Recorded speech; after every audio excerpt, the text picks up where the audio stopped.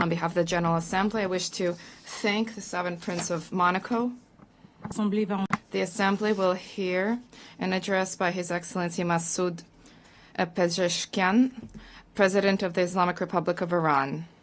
I request protocol to escort His Excellency and invite him to address the Assembly.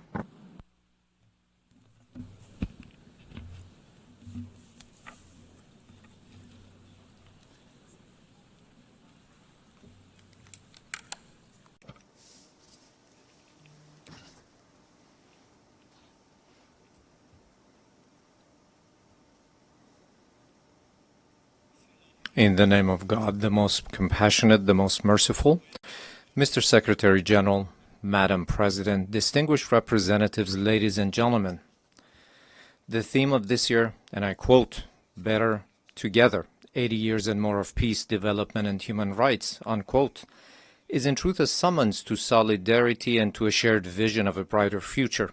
Our religious conviction, as well as the call of the prophets, rests upon the equality of the rights of all human beings.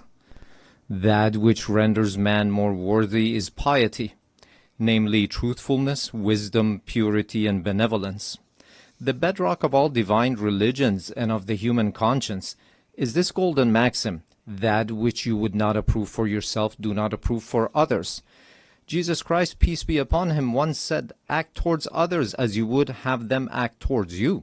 The Prophet of Islam, peace be upon him, said, "None of you is a true believer unless he desires for others what he desires for himself."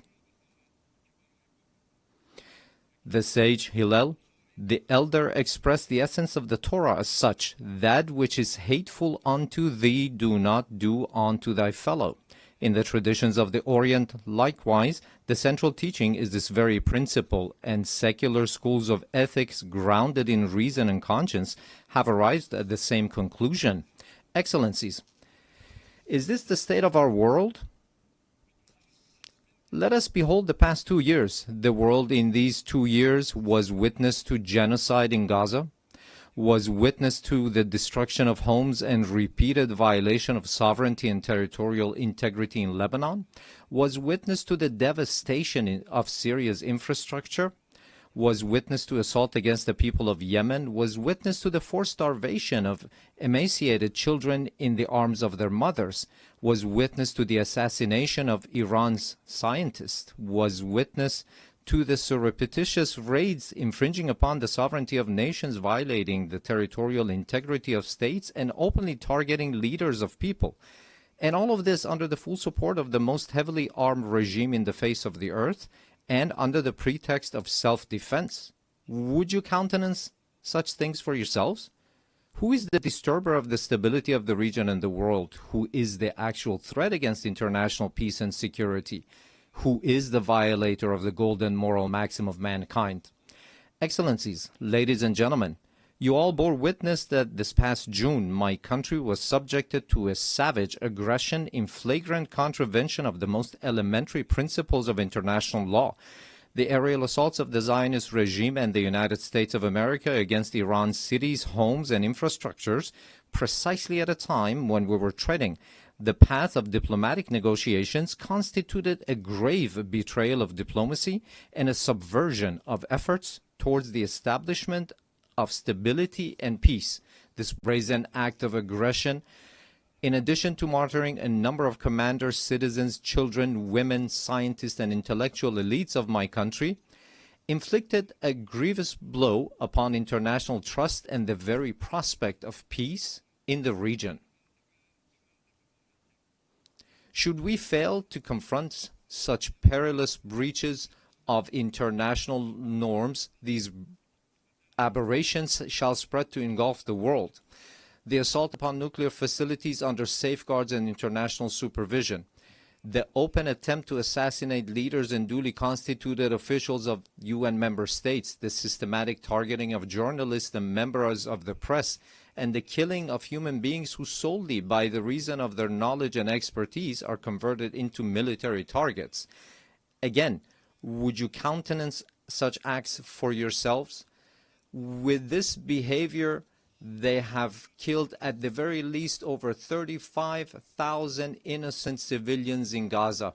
They have deprived them of food, drinking water, medication, and proper health care. Those who have perpetrated such crimes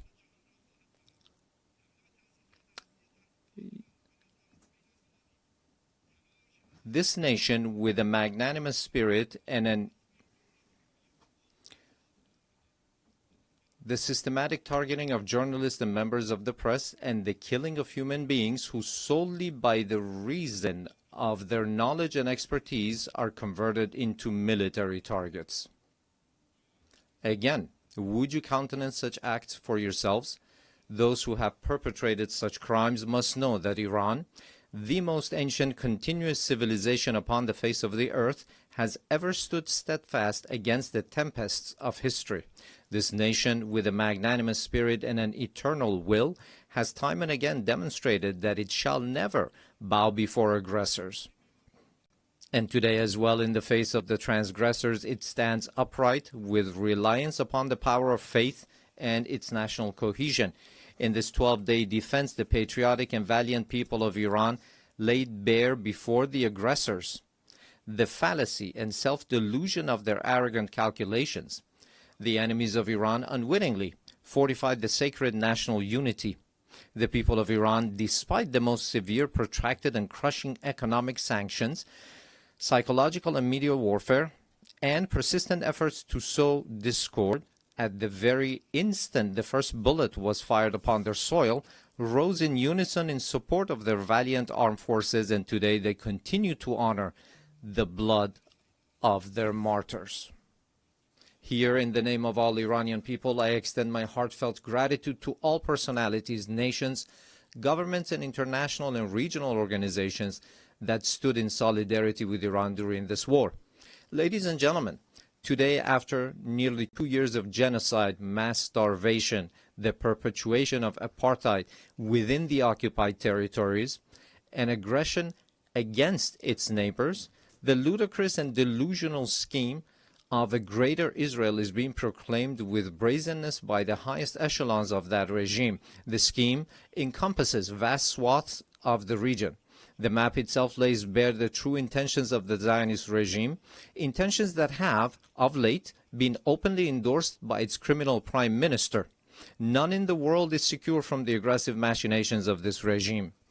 It is manifest that the Zionist regime and its sponsors no longer even content themselves with normalization through political means. Rather, they impose their presence through naked force and have styled it peace through strength. Yet, this is neither peace nor power. It is nothing but aggression rooted in coercion and bullying. But we envision our powerful Iran alongside powerful neighbors within a strong region with a radiant future. A future in which we stand together against a grand project that imposes genocide, destruction, and instability upon the region. A future in which collective security is assured through genuine mechanisms of defensive cooperation and joint response to threats. A future in which human dignity and cultural diversity are cherished as foundational values. A future in which collective development is realized through joint investment in infrastructure and modern sciences. A future in which energy security and the equitable use of vital resources from the pillars of economic stability. A future in which the environment is safeguarded for posterity. A future in which national sovereignty and the territorial integrity of states are regarded as non-negotiable principles. A future not in pursuit of peace imposed by force, but founded upon strength derived through peace. In such a strong region, slaughter and bloodshed shall find no place. It is for this very reason that my country has, for many years, been among the staunchest advocates of establishing a region free of weapons of mass destruction. Yet those who themselves possess the largest nuclear arsenals and who, in flagrant breach of the NPT, make their weapons even deadlier and more destructive, have for years subjected our people to pressures on the basis of spurious allegations. Last week, 3 European states, having failed through a decade of bad faith and thereafter by supporting military aggression to bring the proud people of Iran to their knees, at the behest of the United States of America, sought by means of pressure, coercion, imposition, and manifest abuse to reinstate against Iran the Security Council resolutions that had already been terminated. In doing so, they set aside good faith. They circumvented legal obligations. They sought to portray Iran's lawful remedial measures taken in response to the United States' withdrawal from the JCPOA and to Europe's breach and utter incapacity as a gross violation. They falsely presented themselves as parties of good standing to the agreement, and they disparaged Iran's sincere efforts as insufficient. All of this was in pursuit of nothing less than the destruction of the very JCPOA, which they themselves had once held as the foremost achievement of multilateral diplomacy. This unlawful measure, which has also met the opposition of certain members of the Security Council, possesses no international legitimacy and will not garner the approbation of the international community. I hereby declare once more before this assembly that Iran has never sought and will never seek to build a nuclear bomb. We do not seek nuclear weapons. This is our belief based on the edict issued by the supreme leader and by religious authorities. Therefore, we never sought weapons of mass destruction, nor will we ever seek them. Whereas those who disturb the peace and stability in the region lies in Israel, but Iran is the one that is being punished for those actions. There is a poem that roughly says something to the effect that someone in one side of the world does something to disturb the peace and someone else is punished for those actions. Ladies and gentlemen, the Islamic Republic of Iran welcomes peace and stability. We believe that the future of our region and of the world must be built upon cooperation, trust, and shared development. In this framework, Iran supports the peace process between the Republic of Azerbaijan and the Republic of Armenia and hopes that its outcome shall be enduring and serve as a foundation for improved relations between these two neighboring states. Iran also hopes that the efforts to bring an end to the war in Ukraine may result in a just and lasting agreement between Russia and Ukraine and bring solace to the human suffering caused by this crisis. Iran welcomes the defensive pact between the two brotherly Muslim countries, the Kingdom of Saudi Arabia and the Islamic Republic of Pakistan, as a beginning for a comprehensive regional security system with the cooperation of the Muslim states of West Asia in the political, security, and defense domains. Finally, Iran condemns the criminal aggression of the Israeli regime against Qatar, which resulted in the martyrdom of a number of Palestinian and Qatari nationals, and declares its support and solidarity with the government and people of Qatar.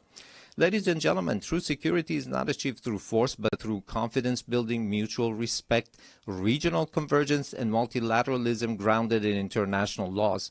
Based on this foundation, a call upon all to practice listening to one another instead of raising voices, to re-examine the intellectual premises of polarization and political violence, which today ensnares not only the international community, but also renders societies internally with tension and turmoil. To uphold as the common denominator of all beliefs and cultures the principles that whatever we do not approve for ourselves, we should not impose upon others, instead of distorting concepts and narratives with biased interpretations. To restore and rehabilitate the credibility of international laws, institutions, and mechanisms, and to commit to the establishment of a regional system of security and cooperation in West Asia. Ladies and gentlemen, we Iranians have extended our power in the world not by producing and employing nuclear weapons, nor by the slaughter of hundreds of thousands in the 20th century, nor by genocide and the imposition of starvation upon the children in Gaza in the 21st century, and not even through the historic empires of Iran, but rather through a culture of human fellowship and the message of empathy of universal sages such as Rumi, Hafiz, Saadi, who 8 centuries ago declared, "Human beings are members of a whole, in creation of one essence and soul. If one member is inflicted with pain, other members uneasy will remain. If you have no sympathy for human pain, the name of human, you cannot pertain.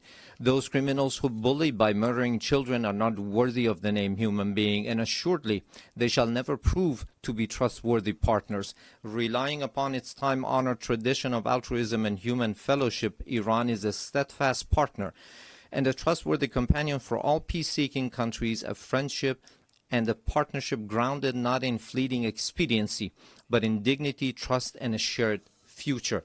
We, the upright people of Iran, by standing firm against lawless marauders, have surmounted with honor the injustices, discriminations, and double standards imposed upon us.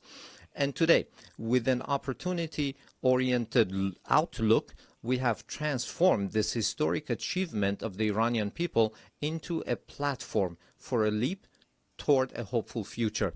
Let us together with you turn threats into opportunities. I thank you.